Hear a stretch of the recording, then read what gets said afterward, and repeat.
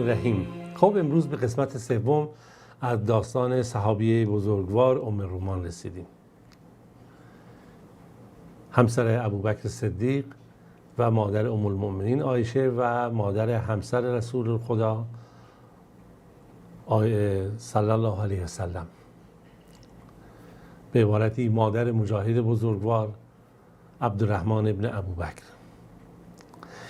در داستان به اونجا رسیدیم که در ارتباط با تهمتی که به ام المؤمنین عایشه منافقان زدن و ابن سلول زد که این سبب یک نگرانی در جامعه مسلمانان به ویژه نزد خود پیامبر خدا صلی الله علیه وسلم شد و اینکه ام المؤمنین عایشه وقتی متوجه شد ظاهرا خبرهایی هست، چیزی هست، هنوز نمیدونست چیه، اینی که از پیامبر خدا اجازه خواست که به خونه پدرش بره و بیمار شده بود.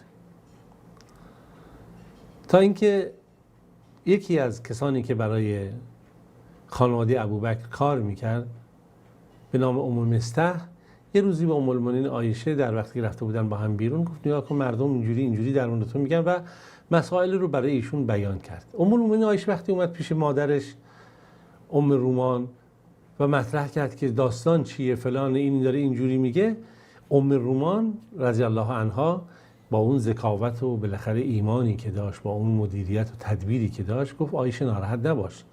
برای هر زنی که داره شأن و منزلت و مقام و اینها باشه، در جایگاهی مثل تو باشه، بالاخره دشمنان حرفایی خواهند زد، تو نباید نگران باشی.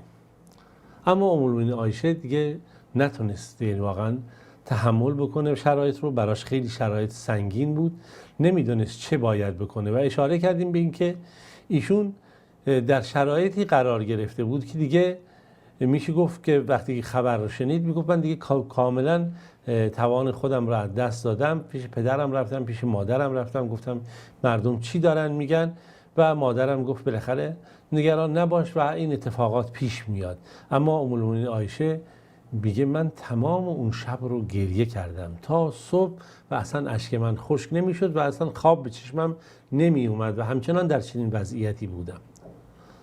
بالاخره گفتیم چند روزی گذشت، نزدیک 1 ماه بود که بالاخره همین خانواده ابوبکر و هم خود رسول خدا صلی الله علیه و سلم، اهل بیت پیامبر و مسلمانان بالاخره در ناراحتی و نگرانی اینها بودن به خاطر این تهمتی که زده شده بود. ابوبکر صدیق رضی الله عنه میگه که ما در زمان جاهلیت چنین سخنی کسی در مورد ما نمیگفت، یعنی ما داره چنین شأن و منزلتی بودیم و پاکی، تا چه برسه که الان زمان اسلام هست از ما و خانواده ما بخواد چنین مسئله سر بزنه. اما در این داستان درسی خوابیده. بالاخره تا 1 ماه، حدود نزدیک 1 ماه بر پیامبر در این ارتباط وحی نازل نشده بود. با هر کسی سعی میکرد، پیامبر فکر میکرد معتمد هست، میشناسه، سعی میکرد در این مورد مشورت کنه، نظر بده. تا اینکه ما ببینیم که خود ام المؤمنین عایشه چه تعریف میکنه. میگه ما در همین وضعیت بودیم که رسول خدا صلی الله علیه و سلم به نزد ما اومد و سلام کرد و نشست تو خونه.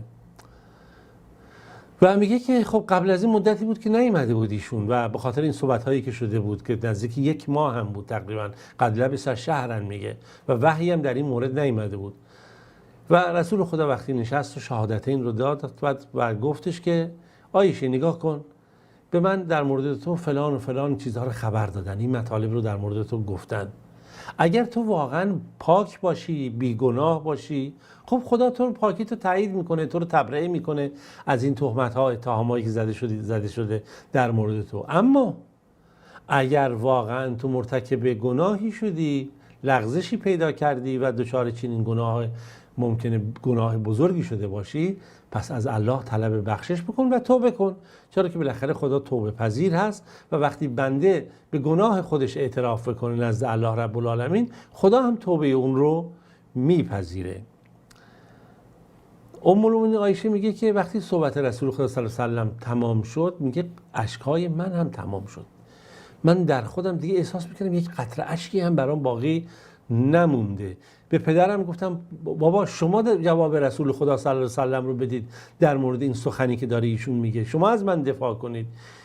ابوبکر که پدر ام المؤمنین عایشه باشه گفت قسم به خدا من نمیدونم چی به رسول خدا صلی الله علیه و سلم میگم. رو به مادرم کردن، گفتم مادر شما جواب رسول خدا صلی الله علیه و سلم رو بدید و مادرم هم همینجوری گفت من نمیدونم. به رسول خدا صلی الله علیه و سلم چه پاسخی بدم. شما تصور کنید اینجا چون داستان ما در مورد ام الرومانه، حالا جدا از مسئله ام المؤمنین عایشه در مورد ابوبکر صدیق یا حالتی که خود رسول خدا صلی الله علیه و سلم بالاخره باهاش مبتلا شده بود، اون شخصیت بزرگواری که رحمت للعالمین است، شخصیتی که دارای تمام برکات و رحمت‌های هدایت هست. اما خود مادر ام المؤمنین عایشه تصور کنید شما در چه شرایط سخت و خطرناکی در اون وضعیت قرار گرفت.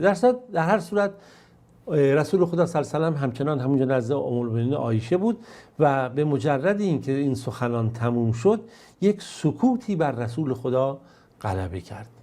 در حالتی قرار گرفت که حالاتی که معمولا به ایشون وحی نازل میشد.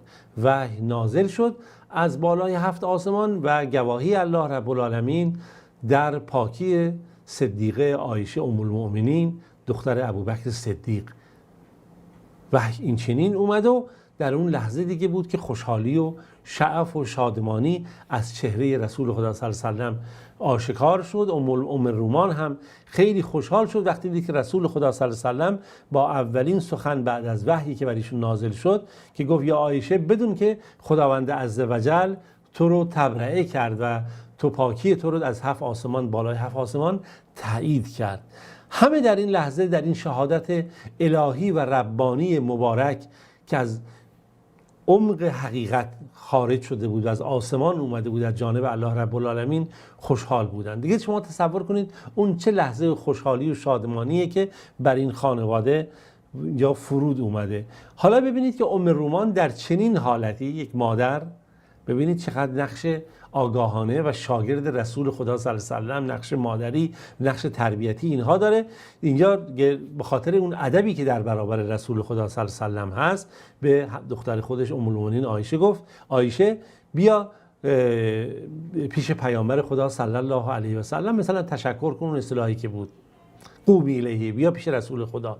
ام المؤمنین عایشه در این لحظه خب شادمانی خیلی سنگینیه، یعنی رحمت بسیار بزرگی تا قیام قیامت در کلام الهی تا روزی که بشریت باشه و بعد از اون کلام تا زمانی که این کلام هست این پیام ها و این به قول معروف خیر و برکت هست. ام المؤمنین عایشه گفت والله لا اقوم الیه، قسم به الله والله من الان نمیخوام پیش پیامبر خدا صلی الله علیه و سلم برم، ولا احمد و الان تشکر نمی کنم الا الله عز وجل، مگر فقط از خدای خودم، خدایی که عز وجل و برتر و عالیتر از هر چه هست.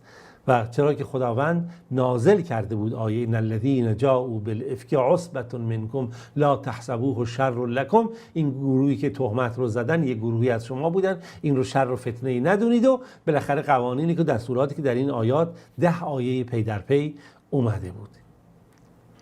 ببینید در اینجا چندین درس خوابیده. یکی رسول خدا صلی الله علیه و سلم غیب نمیدونه، یکی اینکه اینجا رحمت الله رب العالمین بالاتر از رحمت بشریت هست تا حتی رسول خدا صلی الله علیه و سلم و ام المؤمنین که هم شاگرد ایشونه و هم شاگرد ایشونه و هم همسر ایشونه، صحابی ایشونه و شخصیتی که گفتیم برای ازدواج با ایشون پیامبر خدا صلی الله علیه و سلم گفت در 3 روز پی در پی برای من تصویر ایشون می اومد و میگفتن که این همسر تو هستش.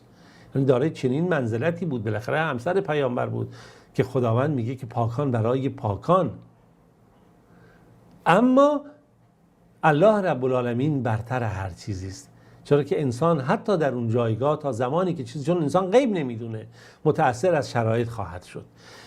خب اینجا این نکته‌ای بود که واقعا ما نشون داد که چه سختی بر این خانواده گذشت و چه آزمایشی بر همه مسلمانان از رسول خدا صلی الله علیه و سلم تا خانواده ابوبکر تا ام المؤمنین عایشه مادر عایشه و همه مسلمانان که گذشتند. دیگه در این زمان دیگه زمانیه که دوباره محبت و شادمانی و خوشحالی به قلب ام رومان میاد بعد از این همه خیر و برکتی که خداوند نصیب این خانواده ابوبکر کرد، این مادر کرد و فرزندان کرد و این وحی نازل شد و دیگه از اون روز به بعد دوباره شادی و شادمانی در قلب این خانواده اومد، چرا که تونسته بودن در این فضا و در این التهاب و آزمایشی که قرار گرفته بود سربلند بیرون بیان و این همون چیزی بود که تقدیر الهی بر اون خورده بود. در هر صورت بریم به خود زندگی ام رومان دوباره نگاهی میکنیم، ببینیم ایشون رضی الله عنها که چگونه هست در زندگیش، حالاتش بین، چرا که ایشون گفتیم جزو شاگردان سابقین اولین پیامبر خدا صلی الله علیه و سلم هست،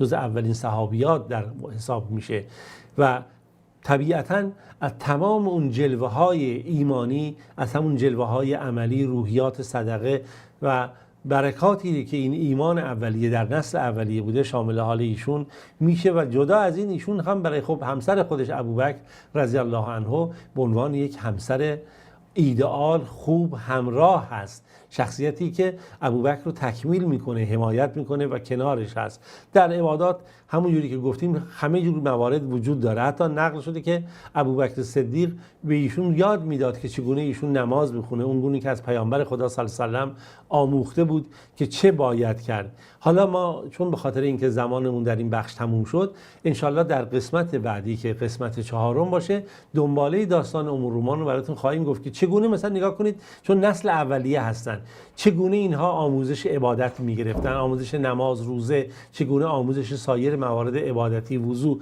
و امثال اینها رو. و انشالله در جلسه 4 در خدمت شما خواهم بود. خداوند یار و نگهدارتون باشه.